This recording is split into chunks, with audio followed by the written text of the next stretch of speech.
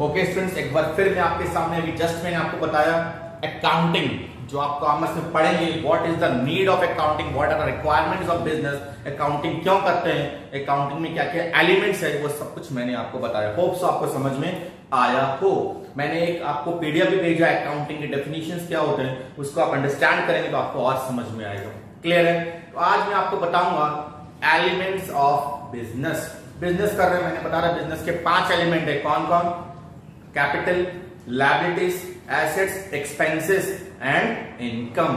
ये पांचों के बारे में हम लोग डिटेल में आज पढ़ेंगे तो आपको और समझ में आएगा what are the basic elements of business. और बिजनेस के पांचों एलिमेंट को समझने के बाद if you understand all this 5 elements it become to easy to understand the basic concept of accounting. तो अगेन कम्स, सबसे पहले हम एलिमेंट्स में आते हैं और वो एलिमेंट जैसे मैंने बताया था आपको कैपिटल, कैपिटल के बारे में मैंने बताया था। तो कैपिटल क्या होता है?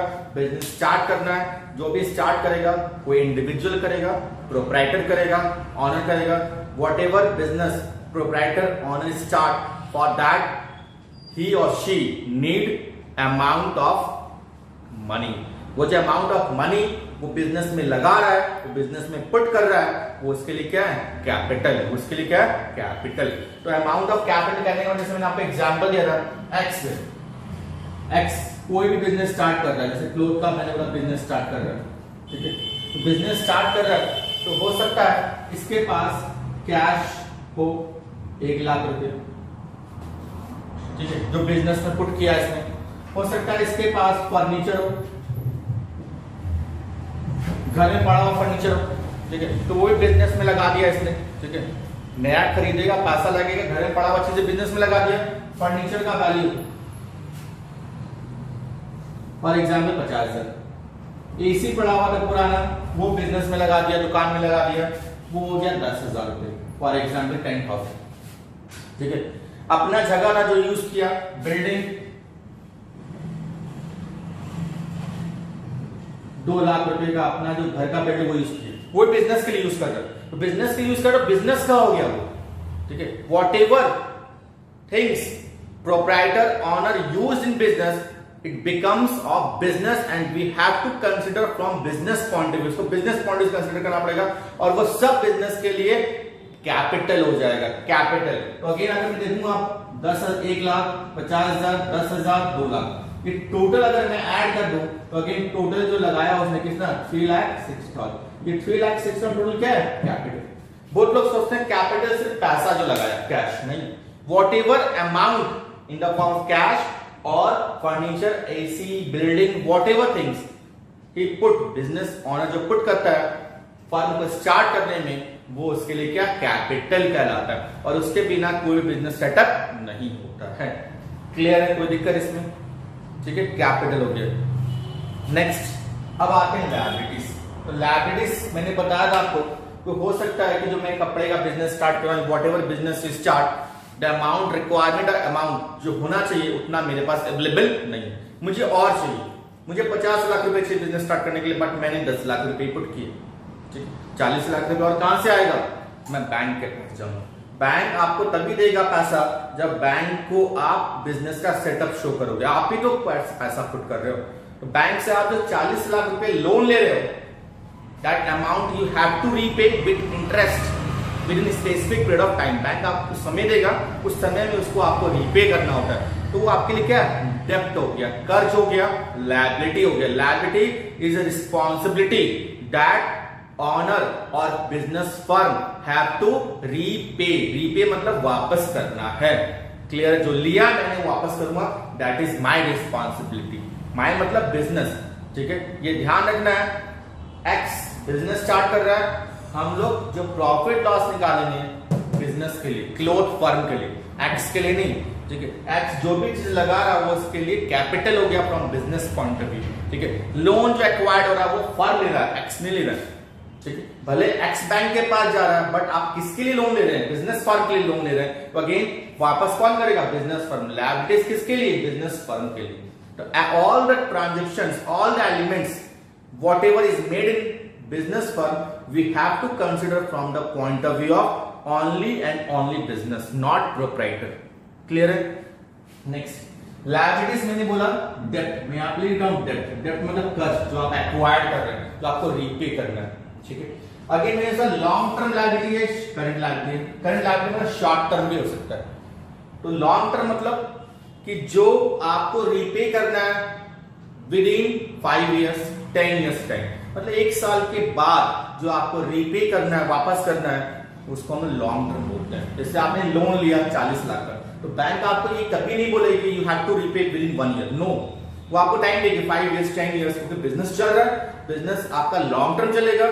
जितना बिजनेस चल रहा है उतना समय आपको बैंक देगा to repay the particular amount of loan और डेब्ट, ठीक है। तो वो आपके लिए क्या हो गया, long term liabilities. All those liabilities which we have to, which business firm have to repay after 1 year of time or within 5 year time or 10 years of time is known as long term liability। और इसमें जो सबसे पहला आता है वो है bank loan. Bank loan clear है? तो देखिए एक होता है मॉर्गेज लोन। तो मॉर्गेज लोन क्या हुआ, मॉर्गेज लोन हो गया, अगर लोन लेना है तो बिजनेस फर्म को कुछ मॉर्गेज, कुछ एसेट्स या कुछ property as a security bank के पास रखना पड़ता है। बैंक तभी ना 40 लाख 50 लाख रुपीस का लोन देगी जब आप बैंक को एज अ सिक्योरिटी कुछ दोगे। तो सिक्योरिटी हो सकता है अपने लैंड का पेपर, बिल्डिंग का पेपर, ठीक है। बिजनेस फर्म को आप दे दो, जो आपने दिया बिजनेस फर्म को वो आपके लिए क्या है, बिजनेस फर्म जो दे रहा है वो मॉर्गेज हो गया, उसके बदले आपको लोन आप वापस करोगे, वो सिक्योरिटी आपको भी वापस हो जाएगी, उसको हम मॉर्गेज लोन बोलते हैं। क्लियर है? अगर मैंने बिना सिक्योरिटी का दिया तो बैंक लोन सिंपल लिखेंगे, लेकिन सिक्योरिटी दे के लिखा है तो मैं लिखूंगा मॉर्गेज लोन, दोनों लॉन्ग टर्म होगा। क्लियर है? लायबिलिटी जो आपको रीपे करना है वो 1 साल के अंदर भी हो सकता है, ठीक है, 1 साल के अंदर। जैसे कि फॉर एग्जांपल एक सिंपल सा एग्जांपल लेता हूं, मैंने बताया था पिज्जा आपको गुड्स परचेज करना है, गुड्स परचेज करना है। तो गुड्स जो आप परचेज करेंगे किससे, सप्लायर से, सप्लायर से परचेज करेंगे। तो सप्लायर जब परचेज कर सकते हो सकता है सप्लायर से आप कैश दिया, आपने उससे गुड्स परचेज कर लिया, उसको बोलते हैं कैश परचेज। लेकिन आपके पास कैश अवेलेबल नहीं हो, बिजनेस फर्म का कैश अवेलेबल नहीं हो, तो सप्लायर आपको क्रेडिट में भी देगा, क्रेडिट में उधार कितने समय के लिए, 1 साल के लिए देगा, और 2 मंथ्स 3 मंथ्स मैक्सिमम 3 मंथ्स के लिए आपको क्रेडिट पे देगा। तो आपने जो गुड्स लिया है उसके बदले पैसा भी दिया है, आपको रीपे करना है ना, जो रीपे करना है वो आपके लिए क्या है, लायबिलिटी हो गया, उसको हम लोग बोलते हैं क्रेडिटर। क्या बोलेंगे, क्रेडिटर। क्रेडिटर कब अप्लाइड होगा, गुड्स परचेज ऑन क्रेडिट। लिख दिया मैंने, जब गुड्स आप क्रेडिट में परचेज करोगे उसको क्या अप्लाइड होगा, क्रेडिटर। क्लियर है? कोई दिक्कत? कोई एम्प्लॉय आप क्या काम कर रहा है, उसको आपने 3 महीना 4 महीना से सैलरी नहीं दिया, जैसे अभी लॉकडाउन का पीरियड है, बहुत सारे फर्म अपनी सैलरी, अपने एम्प्लॉइज को सैलरी पे नहीं कर पा रही, तो पे करना पड़ेगा ना, आज नहीं 3 महीने के बाद 2 महीने के बाद तो पे करना पड़ेगा। Again that is what, current liability. मेरी लायबिलिटी बनती है, बिजनेस फर्म की लायबिलिटी बनती है कि जो एम्प्लॉय आपके यहाँ काम कर रहा है उसको आपको सैलरी देना पड़ेगा, अगर नहीं दिए हैं तब। दैट इज आउटस्टैंडिंग, उसको बोलेंगे आउटस्टैंडिंग सैलरी, जो सैलरी बाकी उसका आउटस्टैंडिंग सैलरी। अभी लॉकडाउन चल रहा है, रेंट, बहुत लोग रेंट पे काम, रेंटल काम कर रहे हैं, रेंट पे बिल्डिंग ले रखे हैं, रेंट पे शॉप ले रखे हैं, लेकिन रेंट पे नहीं कर पा रहे 2 महीने 3 महीने का, तो रीपे करना पड़ेगा ना, आज 3 महीने के बाद पे करेंगे, when business will continue.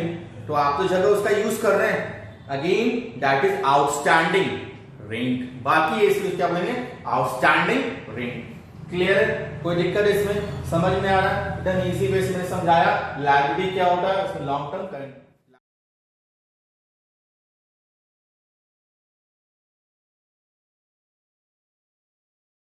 Business के लिए यूज करेंगे। क्लियर है?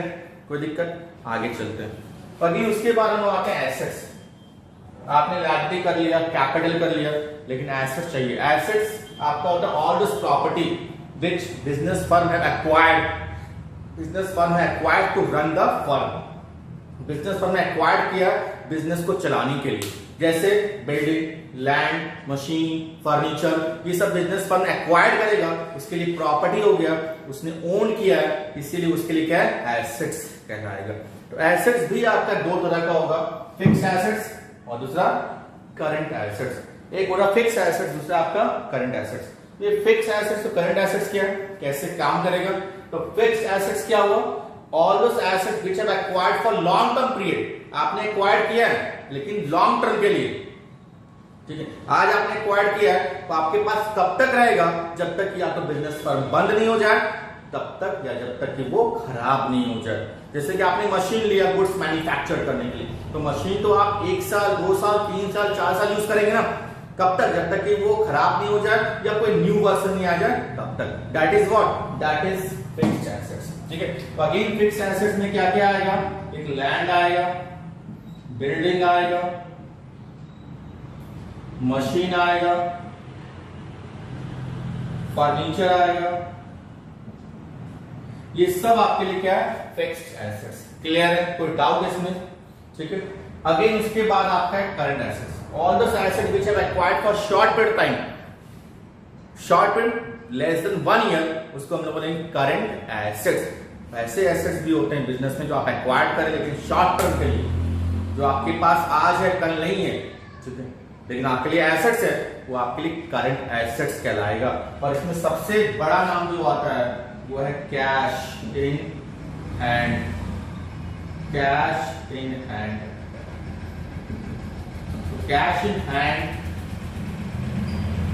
Cash at bank.